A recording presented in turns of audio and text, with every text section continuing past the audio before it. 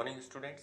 आपका स्वागत है इनोवेटिव लाइफ चैनल में, जिसमें हम कंप्यूटर से रिलेटेड सारी कंपटीशन के एग्जाम्स में आए हुए क्वेश्चंस के बारे में क्वेश्चन सीरीज चला रहे हैं।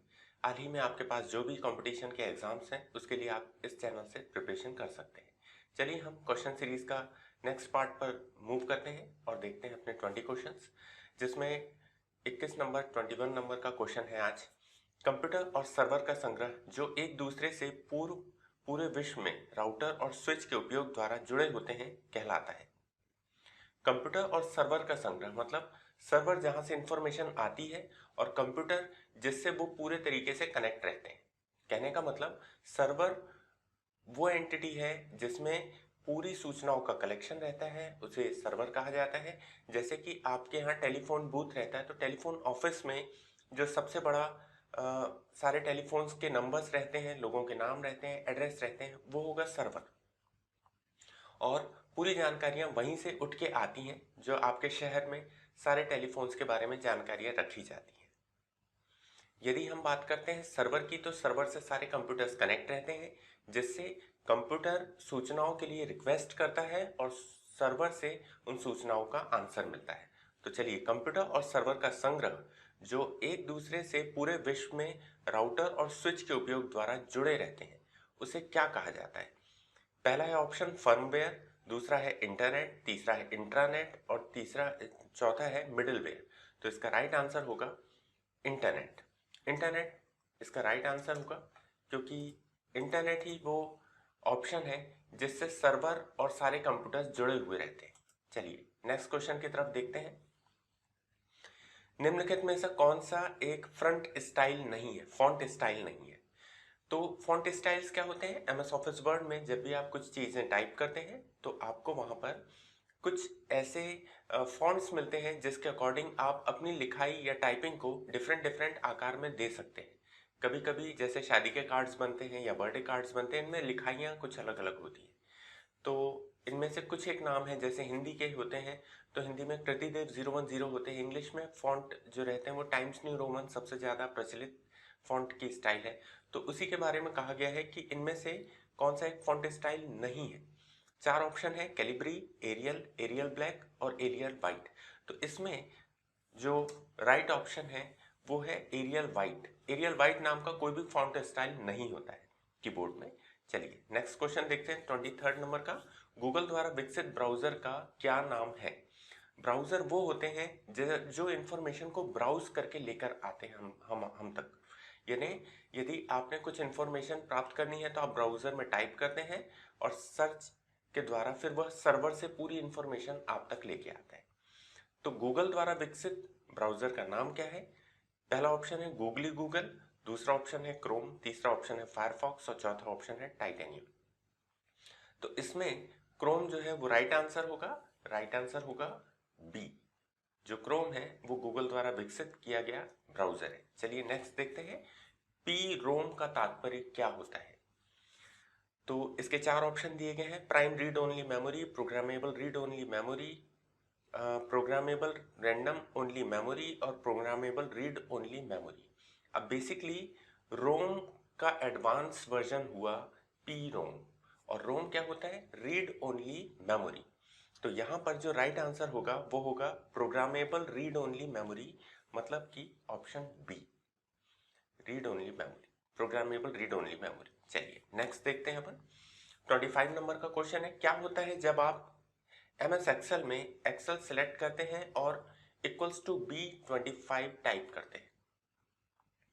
इसका कहने का मतलब ये है कि जो एक्सेल शीट रहती है उसमें कॉलम्स और रो दोनों पाए जाते हैं। अब यदि इन रोज में या इन सेल्स में बहुत सारे डाटा को प्रदर्शित किया जाता है और उन डेटा का मान हमको निकालना है, मान लीजिए B और 25, मतलब B का मतलब होता है B हो गई कॉलम और 25 हमारी रोज। तो B और 25 ये जहां इंटरसेक्ट करते हैं वो सेल होगी B25।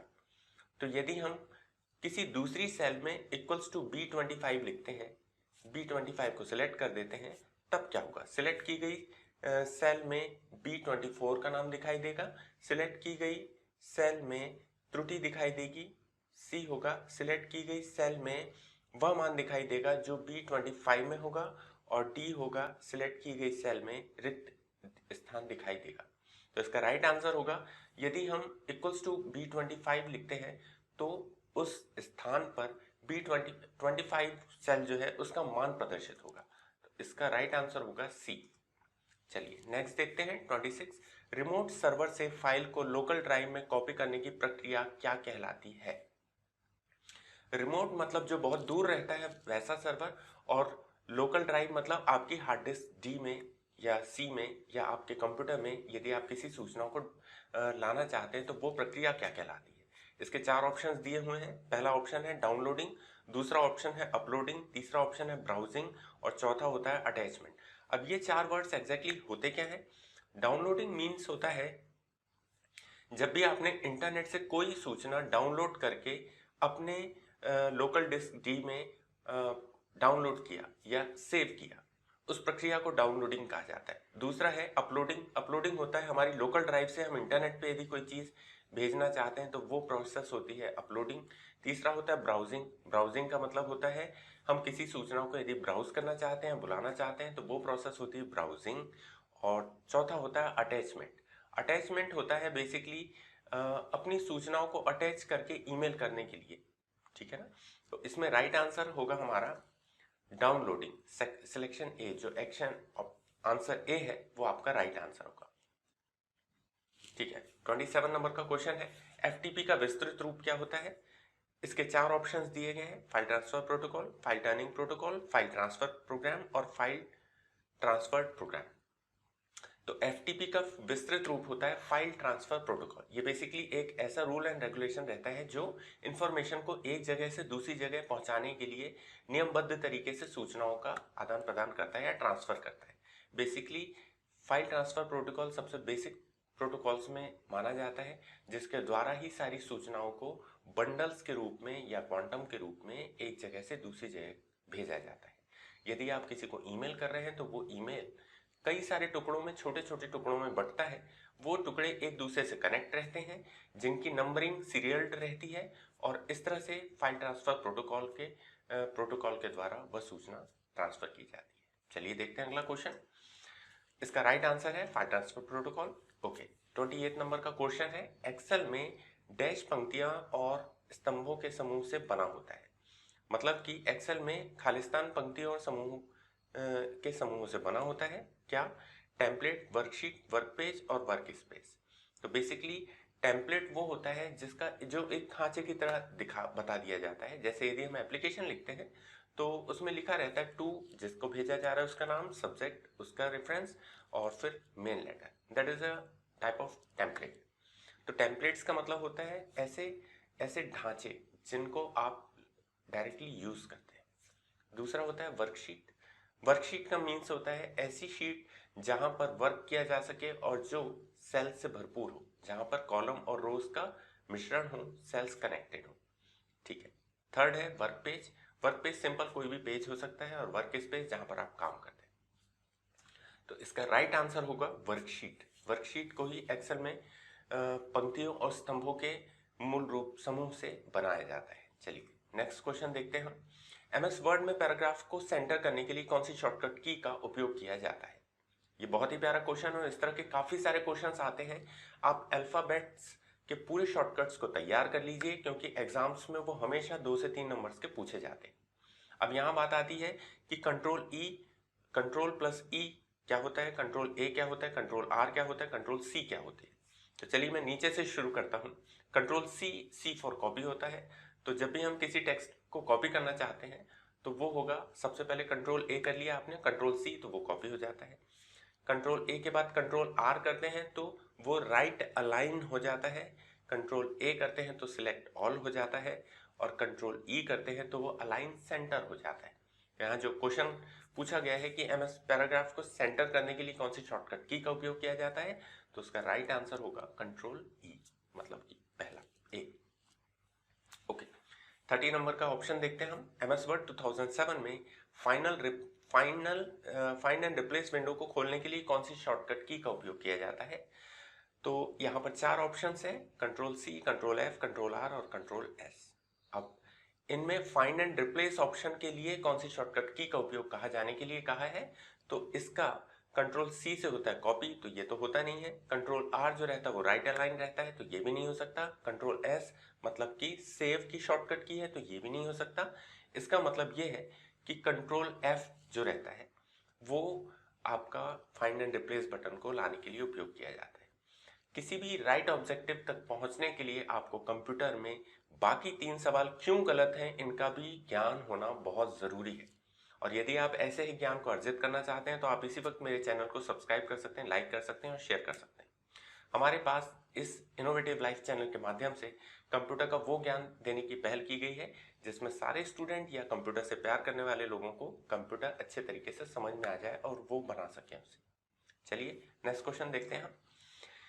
31 नंबर 31 नंबर का क्वेश्चन है। 31 नंबर का क्वेश्चन है, किस कुंजी का प्रयोग डेस्कटॉप को जूम आउट करने के लिए किया जाता है? इसमें 4 ऑप्शन है, विंडोज लोगो की प्लस होम, विंडोज लोगो की प्लस सेपरेट, विंडोज लोगो की प्लस की, विंडोज लोगो की माइनस की। तो इसका राइट आंसर होगा विंडोज लोगो की प्लस माइनस की। ये जो माइनस रहता है इससे आप जूम आउट हो जाते हैं, ठीक है ना, तो ये बड़ा करने के काम में आती है। ओके चलिए अब देखते हैं अपन नेक्स्ट क्वेश्चन 32 नंबर का। एमएस वर्ड में सिलेक्ट किए गए टेक्स्ट को इटैलिक करने के लिए किस शॉर्टकट की का उपयोग किया जाता है? बहुत ही प्यारे क्वेश्चन आते हैं एग्जाम्स में, क्योंकि ये भी पटवारी के ओल्ड एग्जाम्स के पेपर को उठाया गया है आज का सेशन, और इसी तरह के छोटे छोटे इजीली क्वेश्चंस आपसे पूछे जाते हैं। तो मेरा विश्वास है कि इस वीडियो के माध्यम से आपको जरूर एक बेहतर जानकारी मिलेगी और आप आने वाले नेक्स्ट एग्जाम में बहुत अच्छा परफॉर्म करेंगे। कंप्यूटर एक ऐसा सब्जेक्ट है जो पूरे के पूरे नंबर देने के लिए आपको तैयार है। ये बहुत ही स्कोरिंग सब्जेक्ट है, तो आप बहुत ही इजी गोइंग वे में शांत तरीके से पूरे वीडियोस को एक बार देख डालिए और मेरा ऐसा विश्वास है कि आपको सारे आंसर समझ में आ जाएंगे। यदि फिर भी आपकी कोई प्रॉब्लम है तो आप हमें कमेंट्स करके भेजिए। थैंक यू वेरी मच, आप देखते रहिए इस चैनल को। 32 नंबर के क्वेश्चन में ये कहा गया है कि टेक्स्ट को सिलेक्ट करके इटैलिक फॉर्मेट में कैसे चेंज किया जाता है। तो उसकी शॉर्टकट की है कंट्रोल जे, कंट्रोल के, कंट्रोल आई और कंट्रोल एल्ट आई। इसका राइट आंसर होगा हमारा आई फॉर इटैलिक होता है, इसलिए कंट्रोल आई जो रहेगा वो आपके टेक्स्ट को इटैलिक फॉर्मेट में बदल देगा। कंट्रोल जे होता है जस्टिफाई, जिसमें राइट और लेफ्ट दोनों लाइनें एकदम एग्जैक्टली आती। कंट्रोल के एक हाइपरलिंक बनाने के काम में आता है। कंट्रोल आई जो है वो है, और कंट्रोल एल्ट आई, ये राइट आंसर आपका कंट्रोल आई होगा, तो ये आंसर होगा सी। चलिए नेक्स्ट देखते हैं 33। वर्ल्ड वाइड वेब पर सूचना प्रसारण के लिए प्रयुक्त होता है। वर्ल्ड वाइड वेब पर सूचना प्रसारण के लिए प्रयुक्त होता है क्या? 4 ऑप्शन दिए हैं, HTTP, HTPP, HTTP, HPPT। तो इसमें बाकी सब तो जो है वो आंसर्स गलत है, केवल एक ही आंसर सही है। तो उसका राइट आंसर है HTTP, hyper text transfer protocol. इसका फुल फॉर्मेट रहता है। कभी कभी क्वेश्चन ये भी आ जाता है कि हाइपर टेक्स्ट ट्रांसफर प्रोटोकॉल क्या रहते हैं, तो राइट आंसर होगा सी। ये वेब ब्राउजर में उपयोग की जाने वाली बेसिक लैंग्वेज है जिसमें बनते हैं सारे पेजेस। चलिए नेक्स्ट देखते हैं 34 नंबर का। JSP फाइल एक्सटेंशन का तात्पर्य क्या होता है? Java standard file, Java server page, Java server pipes और जावा सर्वर पॉपअप। तो जावा एक लैंग्वेज है और जो वो फाइल कंटेन करती है एक्सटेंशन वो होती है JSP, Java server pages. Okay, तो इसका राइट आंसर होगा Java server pages, question option B. चलिए देखते हैं नेक्स्ट। मेमोरी लोकेशन से डेटा कॉपी करने की प्रक्रिया क्या कहलाती है? मेमोरी लोकेशन से डाटा कॉपी करने की प्रक्रिया क्या कहलाती है? देखिए यदि आपके पास हार्ड डिस्क की बात करते हैं तो हार्ड डिस्क पूरे राउंड शेप की रहती है, इसमें मैग्नेटिक मटेरियल रहता है, और यदि इसमें राइट करते हैं डेटा, लिखते हैं डेटा, या डाटा को सेव करने की बात की जा रही है, तब फिर आप ये समझ सकते हैं कि इसमें डेटा को राइट किया जा रहा है, क्योंकि राइट करके ही आप लिखते हैं। लेकिन यहाँ क्या बोल रहे हैं, मेमोरी लोकेशन से डेटा को कॉपी क्या करना कहलाता है? तो इसके 4 ऑप्शन है, रीडिंग, कंट्रोलिंग, हैंड शेकिंग और राइटिंग। राइटिंग तो हो नहीं सकता। शेकिंग का, हैंड शेकिंग का मतलब रहता है सूचनाओं को एक स्थान से दूसरी जगह तक ले जाना, तो ये भी नहीं हो सकता। कंट्रोलिंग ये नहीं होता है। तो ए जो है रीडिंग, जिस भी चीज को अपन पढ़ते हैं वो दैट इज रीडिंग। तो यदि डेटा भी हम लोकेशन से सेव किए हुए लोकेशन से उठा रहे हैं तो वो प्रोसेस कहलाएगी रीडिंग। इसलिए सबसे इंपॉर्टेंट और राइट आंसर होगा reading. Very interesting question. Internet क्या है? इंटरनेट क्या है, इसके 4 ऑप्शंस दिए गए हैं। 36 नंबर का क्वेश्चन है। इंटरनेट व टेलीकॉम कंपनी है। इंटरनेट कंप्यूटरों की विश्वव्यापी नेटवर्किंग है। इंटरनेट एक सैटेलाइट सिस्टम है। और इंटरनेट मिसाइलों को नियंत्रित करने की प्रणाली है। ऑप्शन तो एकदम लाजवाब है। चलिए देखते हैं इसमें राइट आंसर क्या है। इंटरनेट कंप्यूटरों की विश्वव्यापी नेटवर्किंग है। कंप्यूटर्स आज हर जगह हैं और सारे कंप्यूटर्स एक दूसरे से इंटरनेट के द्वारा जुड़े रहते हैं, जहां हम यहाँ से किसी भी एक देश से दूसरे देश ईमेल भेज सकते हैं, कांटेक्ट कर सकते हैं ईमेल के जरिए। चलिए नेक्स्ट देखते हैं 37 नंबर का क्वेश्चन। मुख्य स्क्रीन एरिया जो कि आप कंप्यूटर को चालू करने के बाद देखते हैं, उसे क्या कहते हैं? इसका मतलब कंप्यूटर को जब ऑन करते हैं आप, तो सबसे पहली स्क्रीन क्या आ जाती है, उसके बारे में बात कही गई है। उसके बारे में पूछा गया है। Start menu, desktop, file manager, operating system. तो इसका राइट आंसर क्या होगा? डेस्कटॉप। डेस्कटॉप जो रहती है वो सबसे पहले आप देखते हैं डेस्कटॉप में, और उसके बाद ही आप जिस चीज को ओपन करना चाहते हैं वो करते हैं। चलिए 38 नंबर का क्वेश्चन। डैश कॉपीराइट सॉफ्टवेयर का अनाधिकृत उपयोग प्रतिलिपिकरण या बिक्री है। Dash licence software, privacy software, pirated software और ओपन सॉफ्टवेयर। अब इसमें लाइसेंस सॉफ्टवेयर, कॉपीराइट सॉफ्टवेयर का अनाधिकृत उपयोग प्रतिलिपिकरण या बिक्री है, ये तो हो नहीं सकता है। प्राइवेसी सॉफ्टवेयर, कॉपीराइट सॉफ्टवेयर का अनाधिकृत उपयोग प्रतिलिपिकरण या बिक्री है, ये भी नहीं हो सकता। पायरेटेड सॉफ्टवेयर, कॉपीराइट सॉफ्टवेयर का अनाधिकृत उपयोग और प्रतिलिपिकरण या बिक्री है।